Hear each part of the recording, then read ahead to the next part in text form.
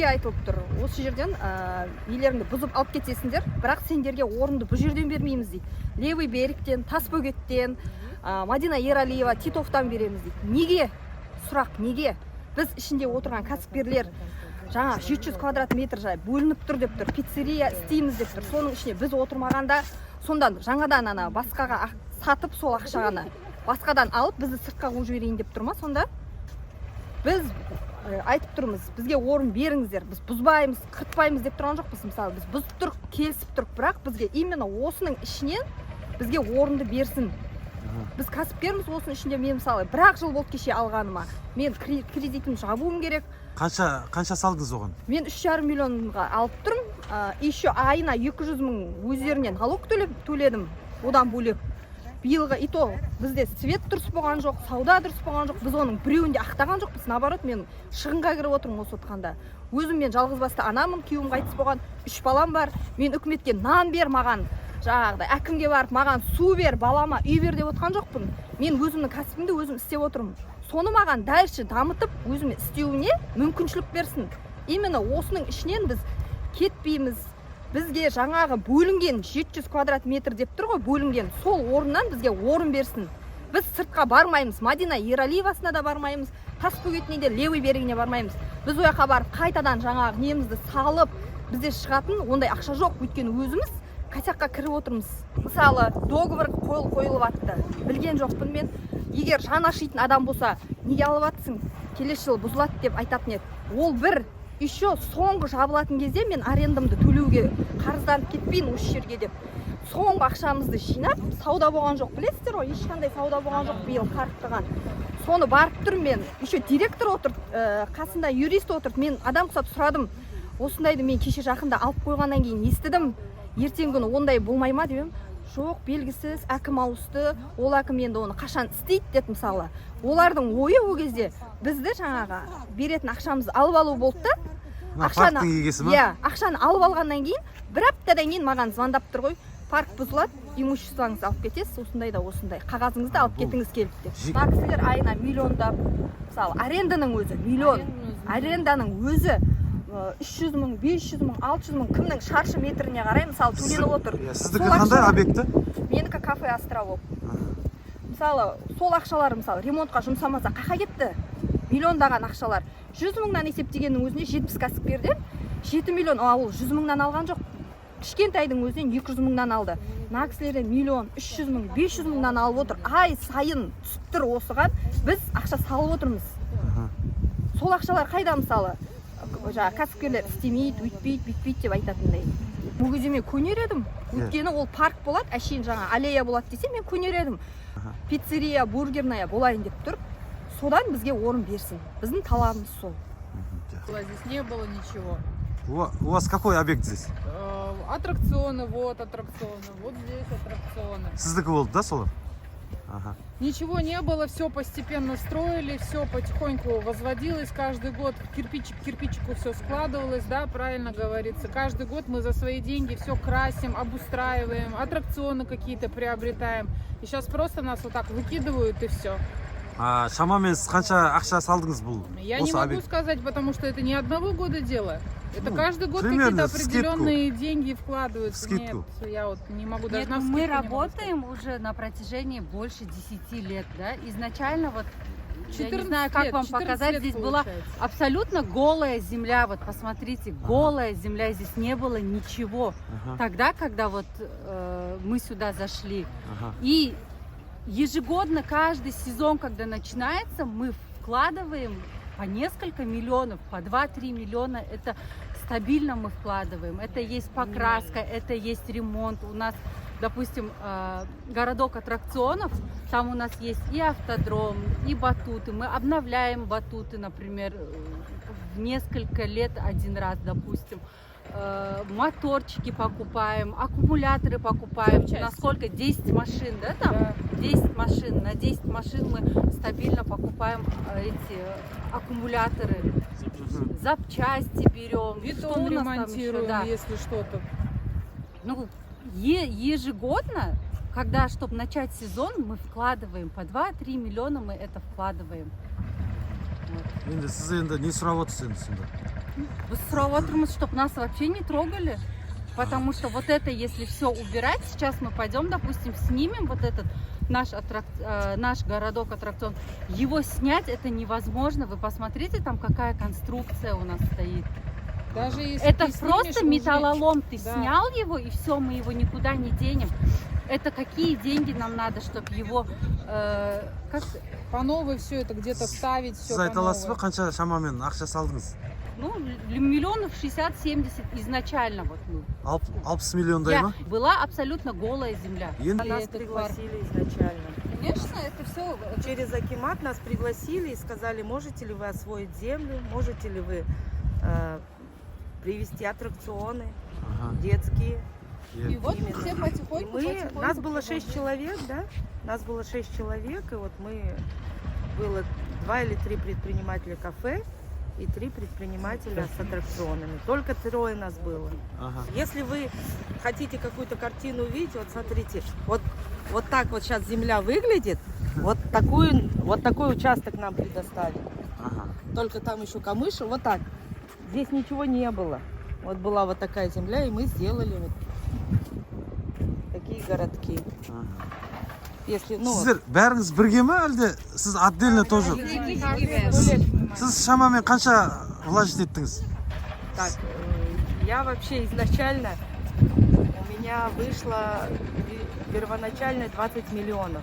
Ага. Потом еще, да, вложить? Да, 3 аттракциона. Потом я 4 раза брала кредиты. И вот последний кредит я взяла 25 мая. Документы я предоставила в палату предпринимателей, что именно для развития парка взяла 20 миллионов. Ага. В этом году 25 мая. Но дело в том, что мы не против реконструкции, конечно. Честно говоря, мы хотим, чтобы наш парк лучше был и все такое, но нам... После реконструкции. После реконструкции, да, чтобы с сохранением вот наших мест. Мынаған қанша салдыңыз сіз? Біз істеп жатқанымызға 2-3 жыл биыл. Аха. Неге сатып алғанымызға. Зигзаг бар, бізде ракета бар, сосын автодромымыз бар. Аха. Сосын жақта тачкиміз бар, ол тачкимізді алып кетіп, мына данный момент мына біздің автодромды бұзып жатыр осы кезде. Сосын бәріне аймай, біз мысалы миллиондай төлеп отырдық арендасын аймай. Шығармасақ та қалтамыздан шығарып, істеп аман төлеп отырдық. Енді мынаны бұзып алып кеттік бізге. Біз бұны қалай бұзып алып кетеміз, қаққа қоямыз? Қалай көтереміз бұны? Қаншама шығын бар. Қанша салдыңыз енді алып келген кезде? Бұл негізі бәрі неғанда 22 миллионға алып кетті бәрі. 22-27 миллионға кетті. Ол үш неге ма? Аттракционға ма? Әлде мына біреуіне ғана ма? Бәріне. Ракетамыз Бәріне, бар, машинамыз бар, бәріне. Аха. Ол ақшаны да шығарған жоқ. 2020-да я Ага. карантин кезінде, как раз артында карантин басталып кетті. 5 миллион қалған болатын. Бассейнда 5 қайығым бар, моторный лодка. Ол жаңағы Россиядан алып отырып, комплектующиялар жаңағы моторы бар. Моторды іске қосатын запчастьтері бар. Әрқайсысы 250 мыңнан 300 мыңнан тұрады. Ана бір кнопка пусттың өзі 30-35 мың тұрады. Бір кнопканың өзі. Бұны біз тастап, өздері үкіметтен по проект новый бассейн салып, оны басқа адам алайын деп тұр. Бывший директор Мырзахан деген. Ау? Бывший директор Мырзахан алып жатыр. Бывший директор Мырзахан алып алған жерді, Бейсенбай деген Қабай алып алған. Халил Есбол деген алып алған. Бәрі Жаңақорған Түркістан адамдары алып алған. Ол Мырзахан мысалға осы жаққа директор болмас бұрын, оны 2018-ден бастап партия кәсіпкер болып деп тіркеген.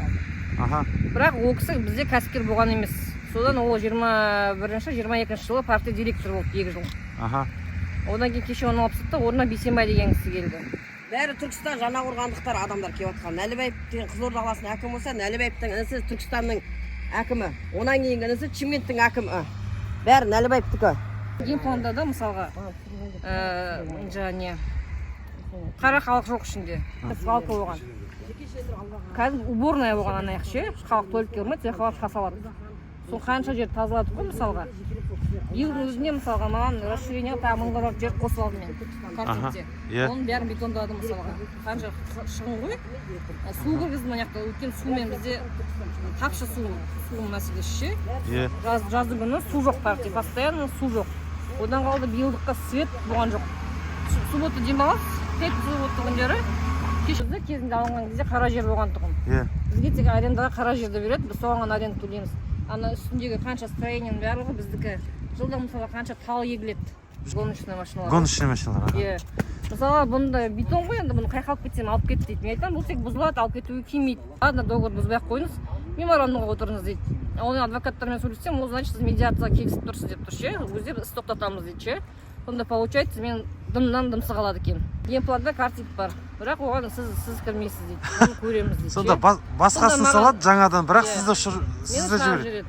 Мен айтамын, енді хотя бы сол картип маған беріңізші десем, оны мен айта алмаймын, бере алмаймыз дейді. Иә, сосын мен де айтпақшы, аквапарк бар микрорайондағы Шұғылада, аквапарк. Онда договор келесі жылы бітеді. Сіз келіспегесін, біз аквапаркты да бұзамыз, бәрін бұзамыз. Келесі жылы біз сіздің жаңағы паркте, аквапаркте ешқайда қалмауыңызға біз жұмыс істейміз. Әкімге мен солай хат жазамын деп кеше Жағып барын өзі айтты, горкультураның директоры. Біз соған жұмыс істейміз, тікелей сізді ешқайда қалдырмаймыз, ешқайда кіре алмайсыз сіз, далада қаласыз деп. Өйстіп открытым текстім айтып тұр маған. Мысалға, пираттың өзі мысалы үкіметтікі паркке түседі ақшасы ше. Күніне бұл мысалы жоқ дегенде миллион теңге түсіреді на пираттың өзі. На карусель бұл да 400-500 түсіреді. На американский горки бұл да сондай ақша түсіреді күнделікті. Жаз бойы мысалы қанша ақша түсіреді ғой парк бақыртындары. Жеке кәсіпкерлер қанша аренда алады. Мысалға соны парктың өзіне жұмсауға болатын еді осы уақытқа дейін. Оны олар жұмсаған жоқ. Енді жеме-жем деген кезде кәсіпкерлер кінәлі парктың тозығын шығарды дейді. Мысалы кеше комментарий оқып отырсақ, кәсіпкерлер парктың ішін бардақ қылып жіберген дейді. Биылдың өзінде мысалы паркке қанша жаңадан кәсіпкер кіргізді. Каждый метр, мысалы метр удар. Парктың өзінде биылдың өзінде неше удар болды примерно? 20-30 удар болды. Одан клубника в шоколаде, мороженое, попкорн. Ешқандай жаңағы арағашты сақталмайды, қоя берген ақша алу үшін. Оны сосын мысалға айналып келген кезде кәсіпкерлер ішін бардақ қылып жіберді дейді. Ол кәсіпкерді кіргізетін біз емес қой, әкімшілік өзі кіргізеді. Енді сотта айтады, бізге ең басында хабарлама берген кезде заттарыңызды біз бульдозермен ысырып шығарып тастаймыз деген. Бірақ кеше сотта оны жоққа шығарып отыр. Компенсация қаралған екен. Ол туралы бізге мысалы қозғап жатқан жоқ. Кеше сотта судья сұрады, компенсация қаралған ба деді. Парктың юристі қаралған, просто ақша бөлінбегесін біз ол теманы қозғалмай тұрмыз дейді. Мынау біздің кафе, әжетхана, үй кухнямыз. Осыны мысалға бізге істеп жатырмын. Бәрі қаншама біздің бәріміз салдық, мынаны үлкейттік. Анау қызыл кесектен салынды, ана кухня бәрін жаңартық, мынаны краскіледік, оны краскіледік. Оның бәрі ақша бізге бұзып алып кетіңдер деп жатыр. Біз бұзбаймыз, осылай қалдырсын, реконструкция болсын, осылай қалдырсын. Мысалға осының бәріне 20-30 миллион ақша кетіп отыр осы кезде. Мен көп балалы анамын, инвалид баламды осы табысым арқылы бағып емдетіп отырмын. Біз қайда барамыз енді? Кредит бар төлейтін. Не істейміз? Осы біздің басты көзіміз, жұмысымыз, табысымыз осы болып тұр бізде қазір. Отқа беріп жатырмыз. Бізге енді бұл алып кетіңдер болды деп тұр ғой. Ақы қаралған, бірақ ол ақша бөлінбегендіктен әлі айтылмай отыр дейді. Ол өте ешқандай бұзатын қаражатымыз да жоқ қазір. Алып кеткенмен металлонға кетеді ғой. Не істейміз бұны металлонға жерді? Мына генплан бойынша бұл жерге әжетхана салынады ғой, иә? Әжетхана салынады. Соны сіз алыңыз деп айтып жатқан жоқ па? Айтпайды, жоқ. Оны басқа бір кәсіпкерге бергісі келіп отыр, неше тер мына жерде сенікі? Мынарда менде 5-6 орын бар. Тир бар, дәстүрлі садақ бар, сосын стройбольный тир бар, Россиядан алдырдық. Оны өзінің 4 комплектін өзі 1,5 миллион дейін алдырдық. Оның бәрін мысалы мен далаға тастаймын ба, бәрін мына заттардың бәрін тиіп алып кет деп тұрмаған. Енді мына қанша вложение, мылтығын алдым, садағын алдым. Енді любой паркте тир бар, аттракциондардың ішінде бәрі садақ, дәстүрлі садақтар болады, бәрі болады, шар бар мысалға. Любой паркте болады ғой, сол қалсында енді шетінен болса да орын беріңдер деп тұрсам да, вообще орын бермей алып кет бәрін құрт деп тұрмаған. Келісіп тұрып, өздеріңіз жақсылап әдемілеп проектісін беріңіз деп тұр. Болмаса менде өзім баста проектлер бар, бәрін көрсетіп, ол кісілерге де бердім. Міне өйстіп істейін, заманауи әдемілеп, осының бәрін алып тастаймын да. Осы парктың жаңағындай ремонтына сайғып, қандай істеді, сондай әдемілеп жер берсін деп тұрмаған хотя бы. Вообще маған жерді де бермей тұр осы іштен. Вообще бір жерде бермей тұр. Ол вообще маған берсе, өзі қайтадан бәрін дұрыстап, әдемілеп істеуге мен келісіп отырмын.